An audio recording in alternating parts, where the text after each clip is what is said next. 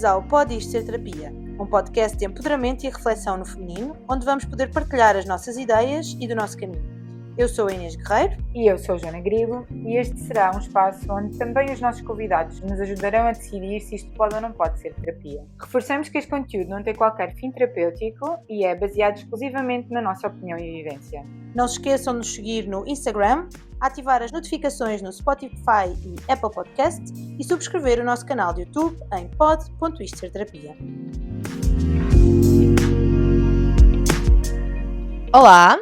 Olá, sejam bem-vindos. Bem-vindos a mais um episódio do Pode Isto Ser Terapia. Hoje voltamos à conversa com uma convidada. Sim, especial. É verdade. Estou a falar de um tema que já foi aqui abordado, mas que é um tema do meu coração. É verdade e que precisamos de refletir muito sobre ele e estar despertos, não é? Para Sim, ele. cada vez mais. Então, a nossa convidada é farmacêutica de base, sempre curiosa por várias áreas da saúde, formou-se em nutrição, dietética, coaching de saúde e de nutrição integrativa. Com paixão na área do metabolismo, focou-se na saúde hormonal depois dos 40 anos. Hoje, ajuda mulheres com menopausa a viver com melhor qualidade de vida. Dentro deste âmbito, também ela é autora de um livro que se chama Menó-Quê? Não é? Menó-Quê? Para nos ajudar a descomplicar este grande tema do que é isto da saúde hormonal feminina, temos connosco hoje Luísa Santos. Olá, bem-vinda. Olá! Obrigada pelo convite. Obrigada a nós por teres aceito. Sim. É uma conversa para mim muito esperada. É verdade. Mesmo quando apanho alguém de saúde, tento sempre injetar este tema. Que eu acho que hoje em dia é mesmo muito importante começarmos a desmontar e desconstruir, não é? Tipo, estes tabus gigantes que há em relação ao corpo da mulher. Sim, para mim é um prazer e é uma missão, no fundo. Eu abracei esta missão de educar também muito as mulheres para o que é que está a acontecer nos seus corpos e nas suas mentes, porque muitas vezes as primeiras alterações até começam na mente e não no corpo. E por isso aquilo que eu quis com a publicação deste livro e com todos os conteúdos que eu faço é sempre o intuito é sempre educar, empoderar as mulheres para que com a informação possam agir. Porque sem ter a informação, sem saber o que é que se está a passar, não é possível fazer nada, não é? Não é possível agir. E daí o título é mesmo Menó-Quê? Exato. Como quem diz, pausa, não tem de ser pausa nenhuma. Nós queremos é continuar a ser femininas, produtivas, ativas Eu tinha visto por esse e lado empoderadas. da palavra, exatamente. Exatamente. Queres-te apresentar um bocadinho, para quem não conhece a tua página, apresentar um bocadinho de ti? Sim, claro. E onde é que te pode encontrar? Claro, então o meu nome é Luísa Santos, como a Joana já disse muito bem, sou farmacêutica. Há uns anos resolvi enverdar por uma área diferente daquela em que eu sempre trabalhei, que é a saúde e a nutrição integrativa. Portanto, debrucei muito sobre a questão da saúde hormonal feminina. Também porque achei que fazia sentido, porque era algo que eu própria também estava a passar por algumas alterações, sobretudo depois do nascimento da minha terceira filha, e achei que fazia sentido dedicar-me a algo com o qual eu tivesse uma empatia muito maior. E é isso que eu faço numa base diária. A minha página de Instagram é luisasantos_health_nutrition e é fácil encontrarem-me lá, e lá estão todos os meus contactos, caso queiram entrar em contacto comigo diretamente. Eu faço programas de acompanhamento individuais, portanto one-to-one, em que abordo sobretudo a questão do estilo de vida. Ou seja, não invalida que as mulheres na perimenopausa e menopausa façam tratamento hormonal. Isso não é, nem sequer é uma questão que eu coloco, isso deve ser colocado pelo médico. Simplesmente há muitas outras coisas que a mulher nesta fase da vida pode fazer e no fundo assumir o controle pela sua própria saúde e não deixar o controle da sua saúde noutras pessoas, no médico, no farmacêutico, no enfermeiro, no que seja. É o que é que eu posso fazer hoje para melhorar a minha saúde, se calhar daqui a 5, 10, 20, anos, para saber, por exemplo, e estou-me a lembrar, por exemplo, da questão da saúde muscular, da saúde esquelética, que é algo que é muito afetado nesta altura da vida, é nós pensarmos que qualquer programa de exercício que façamos, qualquer cuidado que tenhamos com a nossa saúde, se vai refletir na forma como nós vivemos viver daqui a 20 ou daqui a 30 anos. Imaginem quais são as duas causas principais pelas quais as mulheres mais velhas perdem qualidade de vida: com demências ou então porque dão quedas e ficam imobilizadas. E são estas duas causas que levam as mulheres a serem internadas em lares, e no fundo perderem qualidade de vida. 30% das mulheres idosas que dão uma queda e que vão para o hospital já não saem do hospital. Portanto, quando eu penso nestes programas de exercício físico, o meu foco é sempre este: é pensar que daqui a 20 ou 30 anos aquilo que eu quero é que não sejam os meus filhos a fazerem umas compras, não sejam os meus filhos a ajudar-me a levantar da cama ou a ajudar-me a ir à casa de banho, mas eu conseguir fazer tudo aquilo que preciso de fazer para me manter independente. Esquecemos que os músculos são, entre aspas, um órgão metabólico. São dos mais importantes que nós temos. E eu acho que as pessoas acham que fazermos exercício de carga ou exercício com a musculação, que é uma coisa mais de hipertrofia ou de quem quer aumentar tamanho. Isso era uma maravilha. Era maravilhoso, não é? Era maravilhoso. Eu acho piada. Mas acho que há este lobby gigante. Sim. Quando as mulheres dizem que não fazem musculação porque não querem ficar grandes, eu só me rio, porque é assim, na maior parte de nós não tem testosterona suficiente para crescer como as mulheres pensam. E quando eu vejo as mulheres no ginásio a fazerem exercício com aqueles halteres pequeninos, cor-de-rosa, eu penso assim, aquilo não está a fazer nada, porque nós, e sobretudo se falarmos em perimenopausa, o estrogênio está a sair embora, não é? O estrogênio é uma hormona anabólica, é uma molécula que nos... Eu a dar-lhe com a molécula. É uma hormona, também é uma molécula, mas é uma hormona, são várias hormonas que nos fazem crescer todos os tecidos.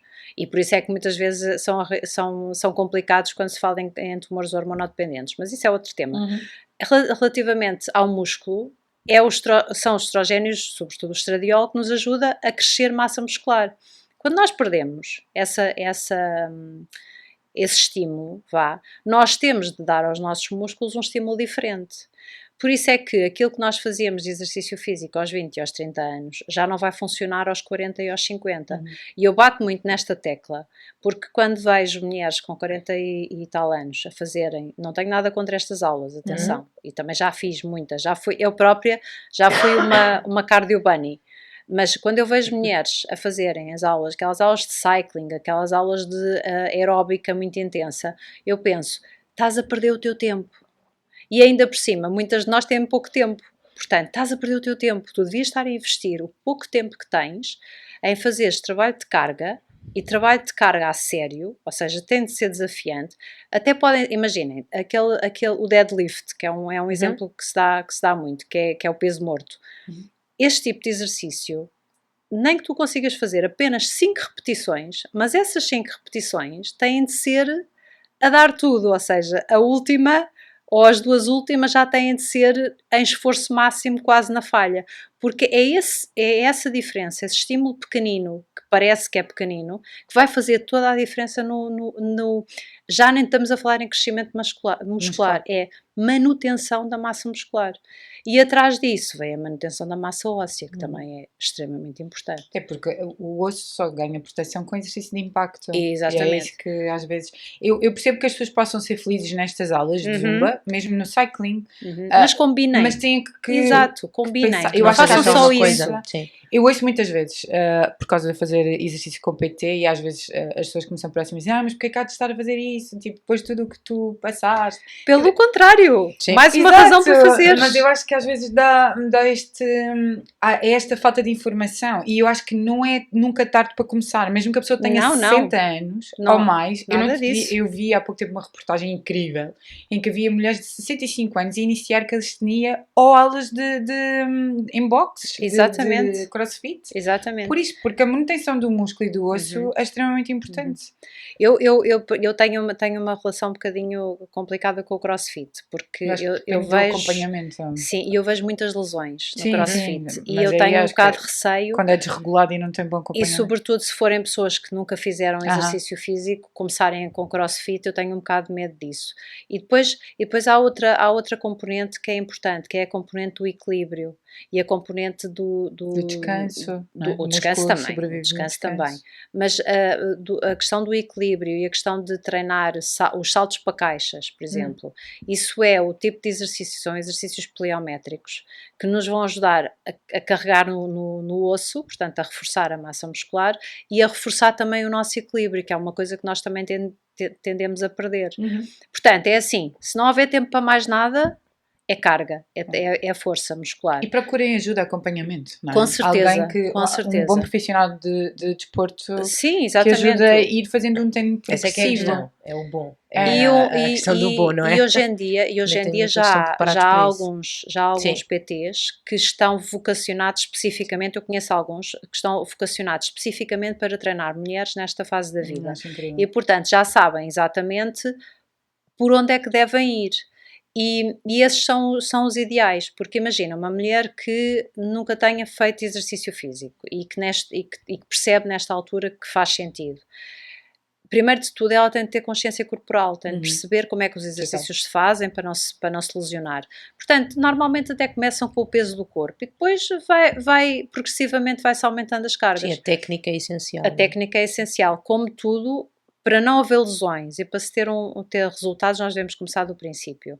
Eu vou-vos dar um exemplo, eu tenho um filho com 6 anos e um filho com 9 anos, que gostam muito de andar no meu cantinho do ginásio, a mexer nos pesos e não sei o quê. E eu digo-lhes sempre a mesma coisa.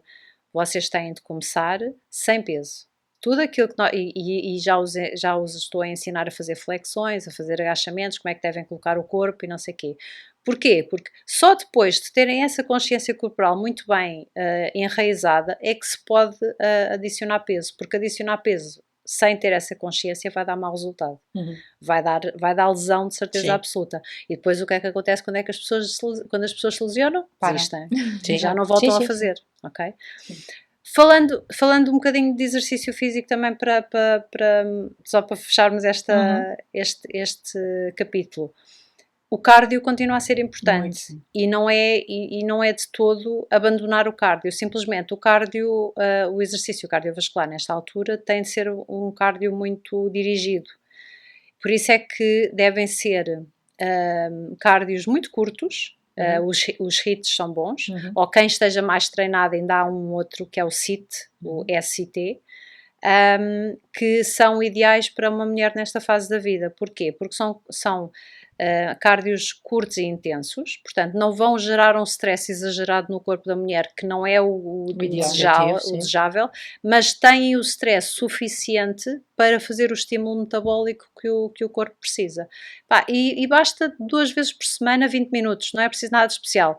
Fazer uns jumping jacks, saltar à corda, coisas, e quem tenha problemas articulares, por exemplo, não possa saltar. Sim.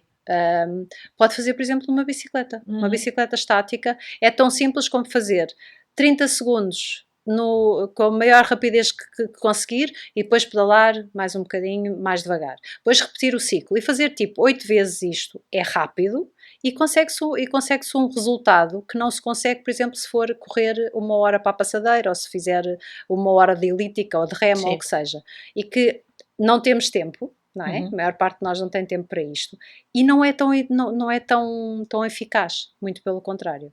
E depois há outro tipo de exercício que é fundamental, que são exercícios de mobilidade e de foco. Portanto, aí entra o yoga, o pilates, que também vai ajudar àquelas articulaçõezinhas presas que acontece com muitas mulheres, sobretudo ao acordar, que é aquela sensação de que tudo crepita. E que é difícil de se mexerem bem. Portanto, a transformação é gigante, porque eu faço treino acompanhado há muito tempo com a minha PT e ela é uma da imagem de marca dela é Eu faço 30, 40 minutos de mobilidade e de alongamento antes do treino. E então eu estava muito habituada àqueles exercícios, né? E depois, né, agora na menopausa, voltar a fazê-los é uma diferença inacreditável. Há uma tensão muscular, há uma limitação dos ligamentos Pois é. que agora, mesmo para ganhar o esforço, se eu paro uma semana, é começar do zero. Pois é o É uma suficiente diferença para... gigante. Pois é, porque lá está, não temos a proteção das hormonas que tínhamos até agora. Exato. E nós esquecemos que eu acho que todas nós desvalorizamos durante a maior parte da nossa vida esta questão hormonal, não é? Porque o corpo, enquanto é jovem, parece que ele nunca nos vai falhar. Claro. E depois, quando tu encalhas numa doença ou numa situação qualquer que te mostra a diferença... Sem elas. Total. É que a minha diferença num ano, não é? Para além e eu nunca parei de fazer exercício mesmo durante os tratamentos. Por isso, eu nem imagino o que é que seria começar se tivesse feito um apagão total. Porque agora eu sinto uma diferença inacreditável. Eu sei que faço inibidor, não é? E que isso também acarreta aqui alguma... Mas as minhas articulações, se eu não fizer exercício...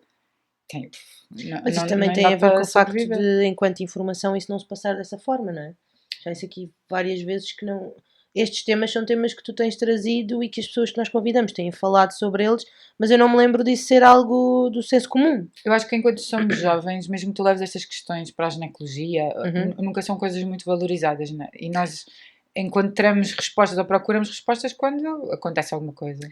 Sim, e os próprios ginecologistas não têm informação nesta área. O que é que acontece muito? É que em Portugal ainda vivemos muito em feudos. Portanto, cada um está no seu feudo, na sua área, e não há ligação, partilha, não há colaboração. E eu acho que cada vez mais é fundamental os vários profissionais trabalharem em conjunto, porque o médico sabe do seu trabalho, do seu pelouro, mas depois temos os farmacêuticos, os fisioterapeutas, os personal trainers.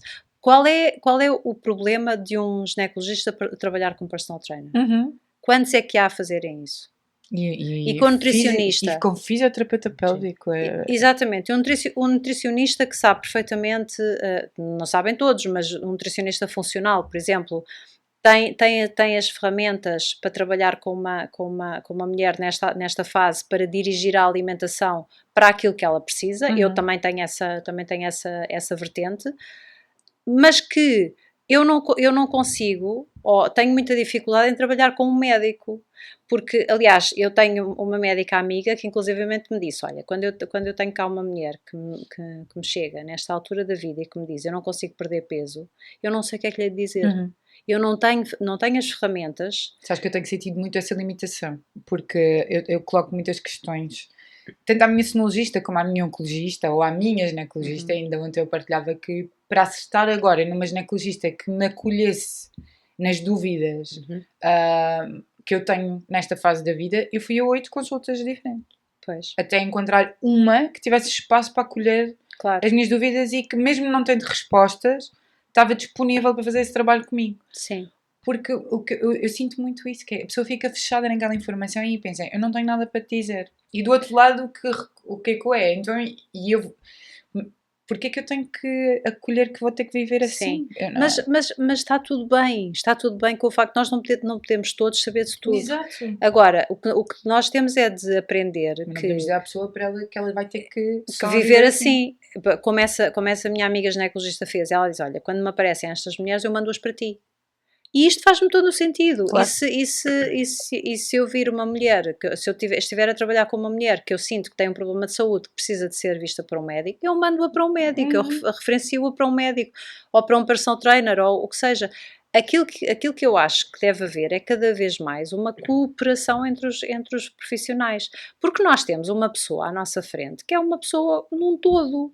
Nós não temos só sintomas, nós não temos só um órgão que está a dar problemas. Nós temos uma pessoa no seu todo que precisa de ser vista, por isso é daí o integrativo. Nós temos de ver a pessoa de uma forma holística. Portanto, não podemos dizer só, ok, esta mulher tem cancro da mama, mas ela não é o cancro da mama, não é? Ela conjunto de necessidades. Ela é uma mulher que tem esta característica, mas não é só isto não a define, não a deve definir. Eu não te dia apanhei em farmácia uma receita ali a um médico novo, acho que é italiano, que está no Centro de Saúde do Martim Moniz, em que ele prescreve exercício. Ele prescreve mesmo na linha. Exercício obrigatório 3 vezes por semana. Isso é uma coisa que até há uns tempos atrás não se fala. Não, é muito raro. E depois, eu também percebo, porque como não sabem que tipo de exercício é que deve ser, ou que tipo de alimentação é que deve ser, também se escudam um bocadinho. Sim, sim. Se eu não falar sobre isso, também não me vai fazer muitas perguntas. E eu percebo, porque não há formação. Não há e eu falo por mim. Quando eu fiz o curso de Ciências Farmacêuticas há 20 anos... Eu acho brutal tu seres de Ciências Farmacêuticas e teres esta abertura, porque por norma são mais fechados naquela informação, não é? Há um lobby muito grande. Sim. Mas isso nunca foi o meu modus operandi, porque eu sempre procurei estudar e estudar fora da caixa e inclusivamente eu sou muito curiosa, portanto a questão de mesmo as terapêuticas alternativas, a acupuntura, a ayurvédica, sempre foram muito eu encaminho, a medicina chinesa. Sim, ainda a semana passada eu vi uma palestra sobre medicina chinesa e fertilidade. Tem muitas respostas nessas questões. Super interessante, quer dizer, porque é que nós havemos de boicotar ou fingir que não existe uma medicina milenar e que dá tantas respostas, quando nós podemos incorporar tudo. Nós temos é de pensar que temos uma pessoa à nossa frente e que pode beneficiar de várias coisas. Portanto, se nós lhe pudermos oferecer várias coisas, em vez de ser só aquilo para o que fomos treinados, é muito melhor. Portanto, devemos procurar sempre saber mais. Eu estou sempre a ler, estou sempre a seguir pessoas novas e a ouvir opiniões de especialistas, mais dentro da caixa e mais fora da caixa. Sim. Precisamente por isto, porque quanto mais nós soubermos, melhor conseguimos ajudar as pessoas que temos à nossa frente. E nem toda a gente vai responder, desculpa, nem toda a gente vai responder ao mesmo estímulo. Não, aliás... Quase nunca, porque a bioindividualidade aqui é gigante. É assim, aquilo que, por exemplo, estou-me a lembrar do jejum intermitente. O jejum intermitente é um exemplo clássico disso. Que nós podemos ter uma mulher que responde lindamente a fazer uns jejuns mais longos, e há outras que por isso simplesmente não conseguem fazê-lo porque se sentem mal, porque quer dizer, há muitas coisas envolvidas aqui. Uma mulher que, por exemplo, o pequeno almoço seja algo que é absolutamente quase sagrado para ela, eu não lhe vou dizer nunca, não, vai saltar o pequeno almoço, claro. Não vai fazer o pequeno almoço. Não, isso não é assim que funciona. Funciona de outra maneira. E aquilo que eu tento fazer quando trabalho com uma mulher é saber quais são os gostos dela, qual é que é a sua rotina diária, como é que gosta de viver a sua vida. Ok, então agora onde é que nós vamos encaixar determinadas coisas? Conseguimos encaixar aqui, conseguimos encaixar ali, conseguimos mudar aqui fazer aqui um tweak. Porquê? Porque qualquer mudança de estilo de vida, de hábito, tem de ser uma coisa que seja para já, que seja orgânico. A pessoa tem de ir assimilando essa mudança como sua para se transformar nessa pessoa. E não ser mais uma dieta da moda, que é, vai fazer durante 15 dias, está super motivada, vai fazer tudo bem, chega ao fim dos 15 dias, a motivação vai à vida, ou porque tem uma festa, ou porque o que seja, e perdido por 100, perdido por 1000, e depois lá vai disto e acabou e volta ao padrão inicial. Eu prefiro que os resultados sejam muito mais progressivos, muito mais lentos, mas que a mudança seja mental e que não seja física, sim. Porque a mudança física é muito rápida, nós conseguimos perder peso muito rapidamente. Sim, se fazer restrições, sim, claro. Se pusermos uma coisa na cabeça, em 15 dias nós perdemos peso, e muito. Agora, a questão não é essa, a questão é o que acontece depois desses 15 dias. Vamos continuar nisso permanentemente? Não, ninguém consegue. E depois não está inserido numa rotina que seja sustentável. Claro. Também. Eu lembro-me de uma vez um nutricionista, muito antes disto, me ter receitado, me ter feito um plano alimentar em que me passou, foi a seguir ao nascimento do meu segundo filho, que eu estava um bocadinho muito gorda. Um bocadinho muito. Porque aumentei muito peso na gravidez dele. E ele, uma das coisas que me prescreveu, e eu adorei-o, atenção, ele tem uma abordagem muito parecida com a minha, eu gostei muito dele, mas uma das coisas que ele me disse para fazer foi para comer sopa ao pequeno almoço. E eu, quando ele me disse aquilo, eu adoro, por acaso. Eu fiquei a olhar para ele assim, sopa ao pequeno almoço, eu não consigo fazer isto. Mas pensei naquilo, mas não lhe disse logo. Ou seja, levei para casa e comecei a fazer. Ao fim de 3 dias, eu assim, não, eu não consigo fazer isto. Isto não é para mim. Eu estava infelicíssima. Sim. Não era pela questão da sopa, porque eu adoro sopa. Agora, eu sou incapaz de comer sopa ao pequeno almoço. Não consigo. Portanto, o que é que eu fiz? Liguei-lhe. Disse, não consigo comer sopa ao pequeno almoço. Temos de arranjar Mudar. aqui uma alternativa. E arranjámos uma alternativa. Ou seja, tem a ver com isto, tem a ver com o que é que me faz feliz e o que é que eu consigo incorporar no meu dia-a-dia. Eu tenho muita gente que, assim que ouvem a palavra musculação, torcem logo o nariz, começam logo, musculação, eu não gosto disso, eu gosto é da minha aula de cardio, eu gosto é da minha aula de zumba. Tudo bem, agora, o que eu tento fazer é explicar-lhe porque é que a musculação é importante. E, ok, quando é que nós conseguimos encaixar isto? Não tento fazer musculação todos os dias. Agora, vamos tentar encaixar isto percebendo os ganhos que pode tirar daí. Sim. Eu há bocadinho estava a pensar em relação a essa questão dos médicos de trabalhar no fundo em parceria. O facto de estarem disponíveis para isso e para ter outro tipo ou de sugerir ou de encaminhar para outro tipo de terapêuticas que podem complementar, não é? Não vão substituir, vão complementar. Eu acho que também ajuda na relação que nós estabelecemos enquanto paciente e médico. Porque o que eu sinto muitas das vezes é que eu sei que quando vou para aquilo que é a medicina tradicional, não é? Aquilo ou me vão prescrever alguma coisa que de alguma forma vai resolver o que eles estão a ver, não é? Ou vai disfarçar de alguma forma, mas eu sei que, mesmo quando eu fazia a acupuntura, e quando às vezes eu tenho que explicar que fiz a acupuntura e através da acupuntura consegui resolver uma questão que eu pensei que na dermatologia não resolveu e que eu pensei que nunca ficaria melhor, eu ainda tenho algum, não é medo, mas fico, porque eu acho sempre que não vão receber aquilo de uma forma, porque já tive reações de, pois, está bem. Agora não é preocupante porque já passou. Quer gastar dinheiro, quer deitar dinheiro à rua. Pode fazer o que quiser. E se tivessem essa postura, sinto que também havia uma relação de confiança e em relação ao paciente muito maior, porque, ok, eu sei que eu preciso estar aqui também neste lado desta medicina mais tradicional, mas havendo este encaminhamento ou esta sugestão, eu consigo andar nestas medicinas complementares e estar tranquila, não sentir que quase que estou a trair o outro lado, ou se calhar se por acaso não me resolver, sou eu que vou assumir a responsabilidade porque não foi o médico que sugeriu, nem está tão disponível para ouvir o facto disso poder ser uma possibilidade. Eu acho que isso ajudaria muito mais nessa relação de confiança. Sim, mas eu acho que isto também passa um bocadinho por nós próprios assumirmos a responsabilidade pela nossa saúde. Porquê? Porque vivemos num país em que a bata branca ainda tem um poder emocional e psicológico muito grande. E se nós assumirmos, se fizermos a nossa parte, se nós estudarmos e percebermos que há outras opções e quando chegarmos ao médico já levarmos essas opções, acaba por haver uma quase obrigação do médico de se manter atualizado, ou seja, de procurar saber também um bocadinho mais para poder ajudar o doente. Mesmo que no momento possa ser um bocadinho cético, não é? Mas vai despertar, sim. E o ceticismo pode continuar, claro. E até pode chegar à conclusão que efetivamente não acredita naquilo. Sim. Tudo bem, mas ter a curiosidade de perceber e tentar saber mais sobre determinados aspectos. Por exemplo, eu também há terapias que também não acredito nelas, claro, obviamente. E também não as recomendo. Agora, se uma pessoa me disser, eu fiz isto e resolveu-me este problema, eu não vou imediatamente dizer isto é um efeito placebo, ou nocebo, ou teve sorte, ou teve sorte, ou isto resolveu-se por si e ela achou. Não, eu não vou assumir isso, eu vou tentar perceber o que é que aquela terapia tem, que eu se calhar ainda não percebi, e que resolveu aquele problema naquela pessoa.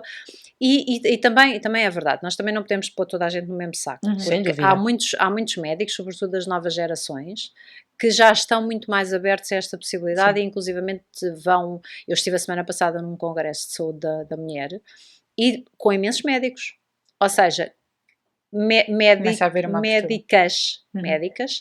que mais novas e com interesse em perceber mais sobre estas áreas e que elas próprias no fim e comentaram comigo e com outras pessoas que tinham achado super interessante porque a abordagem da nutrição, a abordagem do desporto, da acupuntura, da própria medicina chinesa, que que tinha sido super enriquecedor para Sim. elas enquanto profissionais. Portanto, essas pessoas existem. São a maioria? Não sei, não tenho E essa, é um trabalho dos não dois tenho lados, essa que é o que nós noção. temos falado também, que é por um Exatamente. lado Estamos a os atravessar um médicos e período nós de também ter... transição, eu acho. Sim, De alguma sim, abertura. sim, com certeza. E Eu por um lado eu dos acho que médicos sim terem esse papel, mas nós também, enquanto pacientes, termos a Eu responsabilidade acho que disso. que é isto que está a acontecer. É, nós pacientes também temos levado mais questões para cima da mesa, não é? Tipo, E não dizemos- aceitamos só simplesmente Não, e muitas o vezes status quando quo. lá chegamos já fizemos consulta com este, com aquele e com o outro, já levamos algumas respostas, já temos temáticas que já sabemos onde, temos uma solução e isso obriga-os a ter que encaixar que aquele doente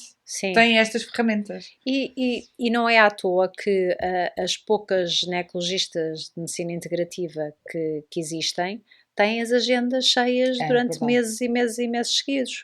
Não é à toa, é porque as mulheres efetivamente querem uma abordagem diferente e procuram Querem uma abordagem respostas. diferente. Essa coisa do chegou aqui tem que aguentar. Aguente-se a idade, por favor, aguente-se a idade. Há inclusivamente linhas de raciocínio, linhas de pensamento nos Estados Unidos, lá está, que são sempre mais vanguardistas, que dizem que as mulheres podem fazer hormonas, terapêutico hormonal, o tempo que quiserem para manter, a sua saúde mental e física.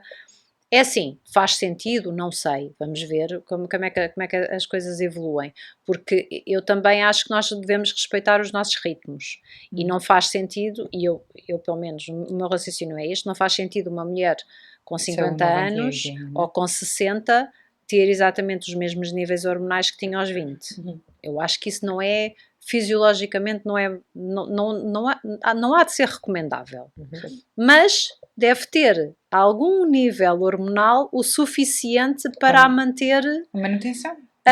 Com qualidade de vida a todos os níveis, porque quando eu penso que a secura vaginal é uma coisa muito incómoda. A secura vaginal e a atrofia vaginal, eu conheço uma mulher que diz que ela nem cuecas de algodão consegue aguentar. Eu percebo isso. Eu acho que quando me falava na secura vaginal eu não imaginava a extensão da secura. Não é um incómodozinho, é um não conseguir vestir roupa interior. Exatamente. Quando procurei resposta de saúde pélvica com a fisioterapia pélvica foi porque no pós-cirúrgico da remoção dos ovários o lado esquerdo da minha vagina ficou completamente bloqueado. E isso era uma coisa que ninguém tinha resposta nenhuma para me dar. E sendo que eu venho de um contexto de doença oncológica hormonodependente, por exemplo, usar progesterona intravaginal neste momento não é uma resposta. Apesar de já haver estudos, já são outros 500, de países que já usam... Progesterona ou estradiol? Não, já usam progesterona. Ok. E o estradiol também não é uma opção? Não, porque o meu era totalmente estrogênio. Ok. O estrogênio estava fora de questão. Eu já levei para consulta falarmos sobre a parte da progesterona, porque eu sei que há países que já usam para ajudar a evitar o atrofio da vagina. E o que acontece é que a ginecologista que eu vou prescrever, mas a minha oncologista não concorda. Pois. Então ainda estamos aqui a tentar chegar a um acordo. Chegar a um acordo de algum entendimento. Porque na verdade já existe muita evidência clínica com estudos com idades diferentes daquelas que nós temos agora. Pois, e então também não dá para assegurar uma resposta agora, tendo em conta que os estudos são com populações com idades completamente diferentes da nossa. E então eu sei que está a arrancar um estudo novo, acho que é na Austrália, com mulheres da mesma idade que eu, e depois disso então volto a procurar soluções. Voltas a ter se calhar mais uma resposta. Porque hoje em dia, né, eu estou a apanhar esta fase de transição. O grosso das mulheres que tinham este tipo de doença, que procuravam respostas, não era a mesma idade que a minha, não era a mesma condição de vida que a minha, né? Exato. Sim, e se nós virmos, hoje em dia já começa a mudar, mas durante quase 2 décadas muitas mulheres viram-se privadas de terapêutico hormonal por causa de um estudo do Women's Health Initiative, que foi no início dos anos 2000, que foi mal desenhado, mal conduzido, os resultados foram completamente enviesados. E por causa disso muitas mulheres viram-se privadas de terapêutico hormonal porque os médicos simplesmente deixaram de prescrever, porque causava doenças cardiovasculares, trombóticas, causava cancro e portanto acabou. E muitas mulheres provavelmente hoje em dia estão Falamos nisso na reposição, acho que muito curioso, porque falamos nisso na reposição hormonal da menopausa, mas carregarmos as adolescentes com pílula... aí já não há problemas, não Exato, é? Aí já não há... Eu acho A isto pílula, sempre muito a pílula curioso. acaba por ser uma solução para tudo, Sim, não é? exato. Mas voltando a este estudo, se nós pensarmos nas mulheres que há 20 anos teriam beneficiado de fazer terapêutico hormonal, são as mulheres que hoje em dia estão com problemas de demência e Alzheimer. E se nós pensarmos que 2 em 3 dos pacientes de Alzheimer são mulheres, é fazer as contas e ligar os pontos, não é? Eu penso Porque muitas assim, vezes sobre isso, que a minha avó materna teve menopausa precoce uhum, e teve efetivamente demência. E eu penso muito sobre esse lado, né? E eu acho que até é fácil de fazer essa relação, né? Se o estrogênio também alimenta o cérebro. E se nós sentimos, não é? Quando entramos na menopausa, esta diferença de concentração, mesmo de maleabilidade mental, o que eu senti mais foi isso. elasticidade, não é? Total, porque eu tinha um cérebro muito rápido e tinha uma forma de pensar muito rápida, conseguia fazer muita coisa ao mesmo tempo e agora não consigo. É mesmo uma alteração. Existe essa alteração e Total, há real. uma não sei, neurofisiologista, não tenho bem certeza do cargo dela, mas é uma pessoa que sabe imenso, americana, que é a Lisa Mosconi, que ela está a fazer, toda a investigação que ela está a fazer é dedicada à saúde cerebral da mulher. E ela tem um livro que é XX Brain e agora lançou um que é The Menopause Brain. E que ela faz, mas uma investigação séria acerca disto. E ela já chegou a conclusões muito interessantes no que é que a queda nos estrogénios faz ao cérebro de uma mulher. E tem a ver com uma série de coisas, inclusivamente com a questão da resistência à insulina. Sim, total. Porque o nosso cérebro torna-se resistente à insulina, o açúcar não entra dentro das células e as células morrem.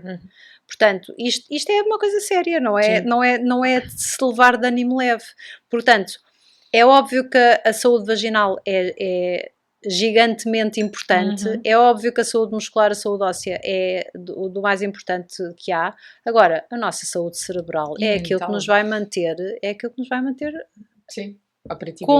com capacidade cognitiva até à idade que nós queremos ir e com saúde. Exato, não é? e se nós agora estamos a ser surpreendidos por um diagnóstico a idade precoce, estas pessoas são o material ativo da sociedade. São pessoas que vão ter que trabalhar. Eu senti muito isto, que é como explicar à minha entidade patronal estas questões desta limitação. Porque isto é uma limitação que não vem escrita no meu atestado multiusos. Não é? Exato. É uma limitação que não é física, que não é visível e que por mais que tu às vezes te esforces para explicar, as pessoas acham que é brincadeira. Porque as pessoas também não estão despertas para isso, não é uma coisa Não muito sabem, nova nesse registro. não sabem. E a opinião ou aquilo que tu ouves de mulheres nesta idade e que têm alterações de comportamento é enlouqueceu. Passou-se. Temos de ter O que é que- paciência porque Sim. ela agora está a passar aquela fase. E uma mulher que tem um afrontamento no meio de uma reunião. Sim, sim. O que é que se faz? Não se faz nada, finge-se que não se vê, finge-se que não está a acontecer. E a mulher fica Constrangida. horrorizada, não é? Sim. Mas pensem nisto ao contrário. Se fosse um homem que tivesse um afrontamento no meio de uma reunião, que tivesse problemas cognitivos, acham que ele chegava ao médico e o médico lhe dizia: olha, tenha paciência, é a idade? Não, isso não acontecia. Aí entramos na questão da nossa sociedade patriarcal ainda muito, não é? E está nas nossas mãos enquanto mulheres mudarmos isto. Sim, e não correto. aceitarmos E essa trazermos cá para resposta. fora. E trazermos estas questões, mostrar que elas existem e que precisam mesmo de ser acolhidas e trabalhadas. Como é óbvio que isto vai levar muito tempo até... Sim, mas tem de começar Mas por temos algum que lado. começar, claro. Tem de começar Também por algum lado. E ainda por cima, nós hoje em dia, antigamente as mulheres estavam em casa, cuidavam dos filhos e isto provavelmente passava um bocadinho mais Sim. por baixo do Depois não pano. tinha um impacto tão grande como Exato. agora. E não é? rapidamente Hoje somos em rotuladas dia- como doidas. Exato. E os feitios e mais. A para maior esse parte lado, não é? das mulheres que eram internadas com histeria Uhum. eram perimenopáusicas. Portanto, não é por acaso, não é? muito. Mas o que eu queria dizer era que cada vez mais as mulheres têm um papel ativo na sociedade, trabalham fora de casa, têm trabalhos altamente exigentes, exatamente. Lá está, de vez em quando as palavras vão-se, não é? Trabalhos, espaço seguro.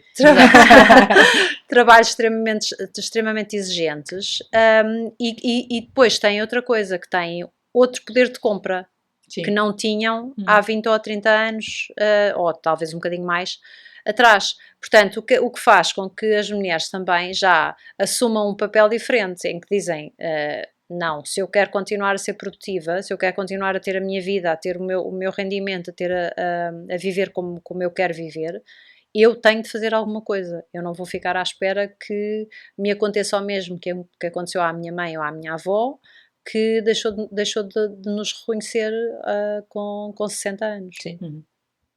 Isso também tem a ver com esta mudança do papel da mulher, não é? Sim. Se calhar, eu estava a pensar que se calhar isto também não tinha tanto impacto, obviamente não havia tanta informação, também porque incidia se calhar em mulheres mais velhas, mas também porque o papel da mulher era um papel muito mais passivo, se calhar, do que agora nós temos, não é? E vivíamos estas e menos questões. visível. Também, visível. E vivemos estas questões na vergonha ainda. Sim. E houve um porque mesmo em conversas umas sim. com as outras nós não assumimos as reais consequências disto. Porque sendo tabu também não era algo que estivéssemos à vontade para partilhar, não é? Mas que eu acho que porque é mais fácil. Inês, aqui há uns anos fizeram um estudo no âmbito de ginecologia sobre os sintomas das mulheres e as respostas eram a um inquérito, portanto as mulheres tinham de dizer o que é que sentiam. E se vocês forem ver, a perda de líbido e a secura vaginal aparecem quase no fim como se nunca fossem mencionadas. E vocês acreditam mesmo que isso é verdade? No pós-parto a mulher passa por essas alterações. Mas no pós-parto perguntam-te. Sim, ok. No pós-parto perguntam-te. Na mulher na perimenopausa não perguntam. Mas eu acho que já temos mulher, agora há pouco tempo nós estivemos no Onco Summit em Setúbal e depois de eu ter palestrado houve uma senhora que veio falar comigo e disse-me: eu tenho 63 anos, eu não morri para a vida, eu quero voltar a ter a minha vida. Pelo contrário. Exato. E eu pensei, pá, que bom! Tipo, isto não é só uma questão de 40 anos, isto é uma questão da vida da pessoa e que isto é uma parte que também faz parte da tua vida aos 40, aos 50, aos 60. E nem é preciso ir para a questão sexual. Nem é por isso só, porque se tu pensares que aos 80 e aos 90 anos queres ter um sistema urinário, um sistema vaginal a funcionar. Porquê? Porque há as infecções urinárias de repetição, todas as atrofias do reto, os prolapsos, tudo isto são problemas reais e que as mulheres têm, mas que se tu perguntares alguma vez a uma mulher mais velha, mas eu quando digo mais velha, 80, 90 anos, se ela tem problemas urinários, se ela tem problemas de incontinência fecal, incontinência urinária, ela não fala sobre isso, mas ela usa fralda. Porquê que ela usa fralda? É porque isso é uma realidade. E isso é uma realidade que começou quando agora? Quando ela tem 80, 90? Não, isso começou aos 40, quando essas alterações começaram a instalar. Ou então num pós-parto que ninguém ajudou que também. Sim. Portanto, se essas alterações não começam a ser consideradas logo nesta fase, eu pensei no fim da vida vai ser muito pior. Eu pensei sobre isso agora há relativamente pouco tempo, porque a avó de uma amiga minha foi operada por prolapso uterino. E eu pensei, será que esta senhora... E depois eu fiz algumas perguntas e eu percebi que ela já trazia uma prótese para conter o útero há anos. Mas porquê é que não a ajudaram com a fisioterapia pélvica? Pois, não é? Exatamente. Até nós, às vezes na ginecologia era importante nos demonstrarem se nós sabemos utilizar o nosso pavimento pélvico em condições ou não. Até porque vamos fazer exercício de carga, convém sabermos respirar com certeza. na altura certa. E isto é uma coisa para a qual não nos dão essa... Não há literacia, não é? Parece que não há um interesse. E eu acho que é por isso que é tão importante estas conversas. Porque nós mulheres vivemos num corpo a vida toda que não sabemos rentabilizá-lo ao máximo. Não é? Não sabemos cuidar dele. Total. Também, não sabemos cuidar dele porque nós somos educadas para cuidar dos outros. E muitas vezes nós ficamos para o último. Viver o nosso com vergonha. E há uma determinada altura em que nós temos de mudar isto, temos de mudar esta perspectiva. Se eu não cuidar de mim, não consigo cuidar. Isto parece uma palavra, uma uma palavra feita, Sim, uma frase razão. feita. Mas isto é mesmo verdade, isto é mesmo assim, porque se nós não estivermos bem, não cuidarmos de nós próprios, como é que nós vamos cuidar dos outros? Não somos capazes. Quando estamos, e eu vou-vos dar um exemplo que tem a ver com o meu percurso. Eu saí recentemente de um trabalho corporativo, onde trabalhei nesta empresa 14 anos, mas já trabalhava há 20 anos na área. Eu estava extremamente infeliz. E isto a juntar às alterações hormonais é a tempestade perfeita, não é? E o que é que o meu filho mais velho, quando eu saí, aquilo que ele me disse foi: que bom, mamã, finalmente vamos ter-te outra vez connosco, vais ter mais tempo e mais paciência para nós. Epá, isto para mim faz uma diferença gigante. Sim. Porque eles percebem que a mãe não está bem, mas não percebem que a culpa não é deles. Sim, está legal. E eu quero que os meus filhos daqui a uns anos, quando forem adultos, se lembrem da mãe, não como aquela pessoa irritada e constantemente zangada com o mundo, como eu andava, mas como uma mãe que estava presente, mas que se cuidava. Eles sabem perfeitamente que eu tenho de ter o meu tempo para fazer o meu exercício. Eles sabem que eu tenho de ter o meu tempo para ir ao yoga. Porque quando eu venho, eu estou completamente zen. Estou bem e dediquei tempo a mim própria. E nesse momento eu consigo estar com eles. Se eu não me pusesse em primeiro lugar em determinadas alturas do meu dia, como é que eu podia dar? Eu não estaria disponível para dar. E muitas mulheres me dizem isto: eu não sei como é que tu, com 3 filhos, consegues. E eu assim, todas nós temos as mesmas 24 horas do dia. É trabalhar a nossa relação como se estivéssemos a trabalhar a relação com outra exatamente, pessoa. Exatamente, é assim, é óbvio que ter um bom suporte familiar é ótimo, o meu marido é o meu alicerce fundamental, e se não fosse ele eu não estava aqui hoje, por exemplo, porque ele está a tomar conta deles. Portanto, ele é o alicerce. E eu tenho muita sorte e também tenho muita consciência que há muitas mulheres que não têm isso, ok? Mas há outras formas de conseguir dar a volta. Aquilo que nós temos de descobrir é na nossa vida, que não vai mudar, não é? Vamos continuar a ter exatamente os mesmos stresses, os mesmos desafios. É o que é que nós podemos fazer para me priorizar numa determinada altura. Eu acho que isso leva-nos à frase que tu escolheste. Eu acho que para nós usarmos como conclusão... A minha querida Oprah. Sim. Claro. Que a menopausa não é o fim, é o momento de se reinventar depois de anos a concentrar-se nos outros. Exatamente. Eu acho que isto, para além de nos remeter para esta nova forma de... Não é nova, mas de nos debruçarmos sobre a questão da menopausa como sendo algo que é importante termos em conta e perceber que afeta diretamente as mulheres numa idade mais ativa, traz-nos também este lado do papel da mulher, nesta questão de efetivamente são vidas em que nos concentramos e precisamos de estar para os outros também. E agora tu dizias a importância de, para estarmos para os outros, estarmos primeiro para nós e bem, e saudáveis e tranquilas com aquilo que são as nossas decisões para podermos efetivamente ajudar os outros. Eu acho que esta frase de facto traz também esse lado do papel. Sim, completamente. E a Oprah tem uma história interessante com a menopausa, não sei se vocês sabem. Não. Porque a Oprah, e ela está a ser uma líder nessa divulgação, porque ela, quando começou com sintomas de perimenopausa, imaginem a Oprah, não é? Que tem todos os recursos que uma mulher pode imaginar. Ela inicialmente... Ninguém percebeu que aquilo que ela estava a sentir tinha a ver com declínio hormonal. Primeiro foi medicada com uma estatina, porque o colesterol começou a ficar elevado. Depois fez mais umas coisas que estavam... tinha a ver com o coração, começou com umas arritmias e não sei o quê. Até perceberem que aquilo que ela estava a experienciar tinha a ver com o declínio hormonal, ainda demorou algum tempo. Portanto, imaginem, uma mulher... Foi uma cantora muito conhecida também. A Anastasia, que achava que estava com um tumor cerebral. Exato. Sim. E era perimenopausa. Foi recentemente, e era perimenopausa, exatamente. Ou seja, imaginem, se estas mulheres que têm estes recursos económicos todos à disposição, têm mesmo estes diagnósticos, têm estes desafios, não é? De perceber o que é que está a passar com elas. Imaginem nós como os mortais que andamos a tentar... Mas perante essas notícias também não senti que o debate tivesse sido no sentido de se refletir sobre isso. Foi mais Pensei mais, a ideia com que eu fiquei é que foi mais um momento insólito do que propriamente algo que nós temos que parar e perceber porque é que acontece Eu e gostei que é importante. porque traz esta questão de, efetivamente, a parte clínica tem que se abrir, Uhum. não é? Exato. Ao diagnóstico só Sim. de um protocolo que associa sintomas. Uhum. Porque, na verdade, Sim, há porque todo a medicina tradicional trata sintomas. Não Exato, trata, não sim. trata o ser humano que está à sua frente. Sim. Por isso, lá está. É a saúde integrativa. A questão da cooperação é fundamental. Nós temos de essencial. trabalhar todos em conjunto É, para a mulher que temos à nossa frente.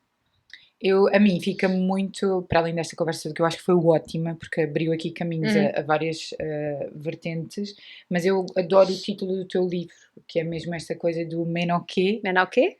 porque é preciso entender isto. Não é uma... Se a pausa servir para refletirmos e entendermos como é que vamos direcionar o caminho, eu acho que faz todo sentido, não é?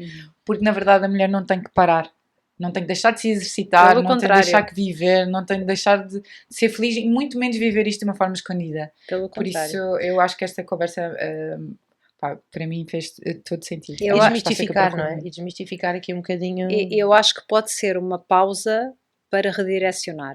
Ou seja, o que é que eu tenho de mudar na minha vida a partir de agora para ter qualidade de vida a partir de agora.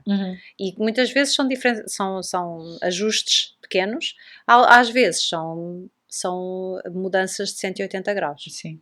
E estarmos disponíveis para isso, não é? E estarmos disponíveis também Temos essa oportunidade para nos ouvirmos e ouvirmos o nosso corpo, porque o nosso corpo fala connosco. Sim, todos os dias, a toda a hora. E não precisamos chegar à doença a usar essa Sim, direção. exatamente. Ele começa por sussurros.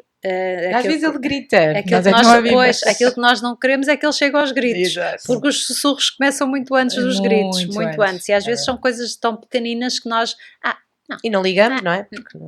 E dá sempre a ir andando. É como aquele gut feeling, não é? Aquela coisa... E sentimos isto não só em relação a outras pessoas, mas também a nós próprios. Isto se calhar já não me serve. Esta pessoa com quem eu estou, ou desculpa, esta pessoa com quem eu estou, esta amizade, entre aspas, é tóxica para mim, e nós também aprendermos a uma determinada idade, não, eu vou-me afastar, porque isto já não me serve, isto já não é bom para mim, também faz parte de tudo isto. Sim, total. Do bem-estar integrativo, não é? É, total.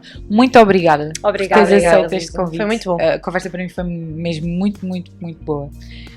E um discurso muito claro. E às vezes o que eu sinto é que, embora também sejam temas que nós não agora trazemos mais, mas que para mim não eram tão presentes, não é? Na minha realidade, acima de tudo, ouvir falar sobre estas questões de uma forma muito clara e, vou-lhe dizer, simples, no sentido em que é perceptível para um leigo e que não está, e que não viveu e que não convive diariamente com esta questão, perceber que se calhar não tem que ser um bicho de 7 cabeças, e por mais que não deva ser romantizado, pelo contrário, mas que deva ser levado como de uma forma mais típica, não lhe vou dizer normal, mas como no fundo como algo que faz parte das evoluções que vamos fazendo. Eu acho que ter este tipo de discurso acho também é importante para estarmos mais despertos e para percebermos que não é um assunto muito longe e uma coisa muito complexa, pelo contrário, é algo que deve estar mais presente e ser se calhar até normalizado no sentido de se falar e de estar desperto para isso.